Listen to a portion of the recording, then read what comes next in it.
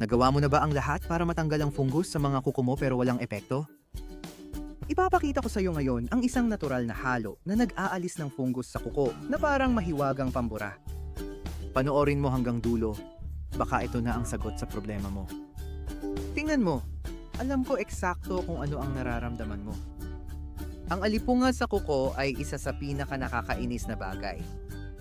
Tinatago mo ang mga paa mo, nahihiya kang maghubad ng sapatos sa harap ng iba, hindi ka makapagsuot ng bukas na sandalyas, at ang pinakamasama sa lahat, hindi talaga ito umaalis. Gumagastos ka sa pamahid at paulit-ulit na pagpapagamot, pero nariyan pa rin ang makapal at naninilaw mong kuko, minsan umaangat pa. Nakakahiya, matindi ang kapit, at parang wala ng solusyon. Ang totoo, ang mga fungus sa kuko ay sobrang tibay, at karamihan sa mga gamutan ay hindi sapat ang pagtagos para tuluyang matanggal ang problema sa pinagmulan nito. Huwag mag-alala, may natural at makapangyarihang solusyon na pinagsasama ang tatlong sangkap na may napatunayang antifungal na katangian. At ang pinakamaganda sa lahat, malamang na mayroon ka na ng ilan sa mga sangkap na ito sa bahay o madali mo itong mabibili sa kahit anong tindahan ng natural na produkto. Ipaliwanag ko muna ang mga sangkap at kung bakit sila epektibo bago ko ituro ang reseta. Una, meron tayong tea tree oil na kilala rin bilang melaleuca. Ang langis na ito ay isa sa mga natural na antifungal na pinaka-napag-aralan ng siyensya. Kaya nitong tumagos sa kuko at direktang atakihin ng fungus, sinisira ang estruktura ng selula nito. Pangalawang sangkap ay ang essential oil ng klavo ng India.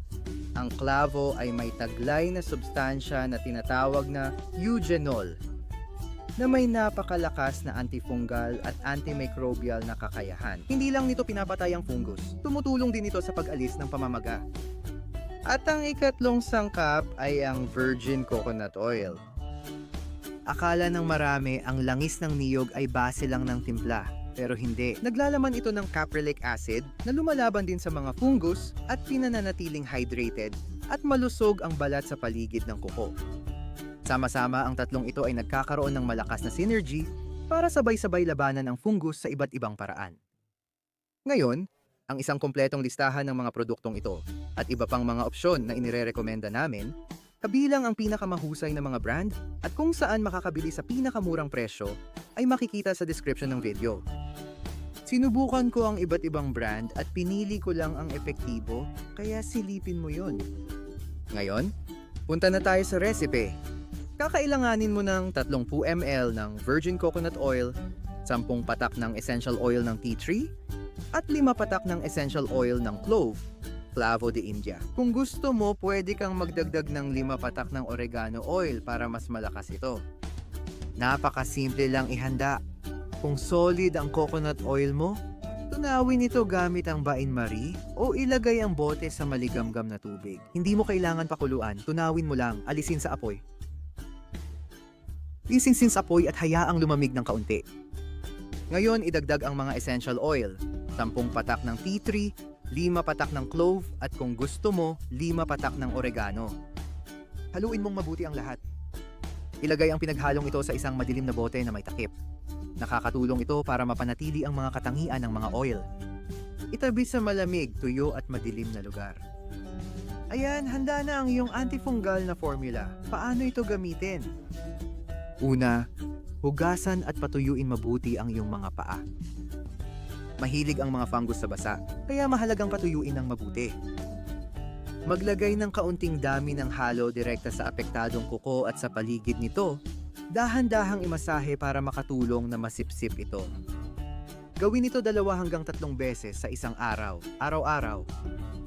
Ang pagiging consistent dito ang susi sa tagumpay. Walang saysay kung 1 o 2 araw mo lang gagawin. Huwag itigil ang paggamot ng hindi bababa sa 3 hanggang 4 na linggo. Kahit na makita mo nang may pagbabago. Bago pa ito, matitigas ang halamang singaw sa kuko at tumitigil sa paglaki sa malalalim na bahagi. Kaya dapat bigyan ng oras ang malusog na kuko na tumubo. Ilang mahahalagang pag-iingat.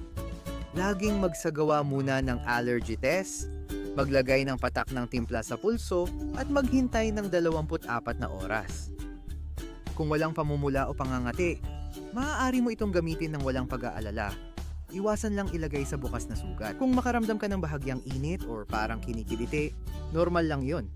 Pero kung sobrang hapdi o nakakairita, agad itong hugasan at dagdagan pa ng langis ng niyog ang timpla. Ang mga buntis at nagpapasuso ay dapat kumonsulta muna sa doktor bago gumamit ng essential oils at siguraduhing ilayo ito sa mga mata. Ngayon, kailangan kong maging tapat sa iyo. Ang reseta na ito ay epektibo para sa karamihan ng tao. Pero ang alipunga sa kuko ay maaaring maging matindi depende sa kaso. Kung pagkatapos ng 4 hanggang 6 na linggo ng tuloy-tuloy na paggamit ay wala ka pa ring nakikitang pagbabago, o kung lumala pa ang sitwasyon, magpakonsulta ka na sa isang dermatologist. May ilang fungal infection na kailangan ng iniresetang iniinom na gamot para tuluyang mawala. Okay lang humingi ng tulong medikal, ha?